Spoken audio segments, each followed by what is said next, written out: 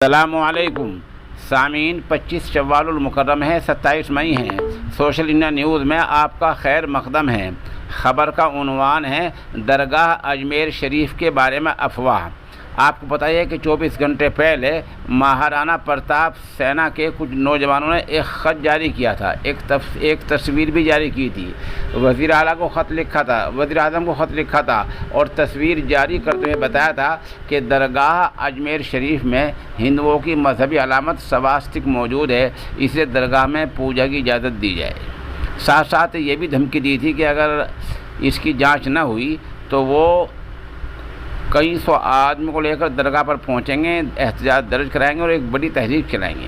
آج صحافیوں کے ایک گروپ نے، آج تک نے، انڈیا ٹوڈے نے، بھاسکر نے، امر اجالا نے وہاں جا کر جانچ کی تو پتہ چلا کہ درگاہ میں ایسا کوئی چنھ، ایسا کوئی علامت نہیں ہے۔ جو کچھ بھی ہے وہ درگاہ سے 500 میٹر کی دوری پر ہے، جس کا نام ہے 2.5 دن کا جھونپڑا۔ یہ ایک محفوظ عمارت ہے، اس کا فی الحال درگاہ سے کوئی لینے دینا نہیں ہے۔ اب سوال یہ ہے کہ جن لوگوں نے افواہ اڑائی تھی ان کا کیا ہوگا؟ کیا سرکار انہیں سزا دے گی؟ کیا وہاں کی حکومت انہیں گرفتار کرے گی؟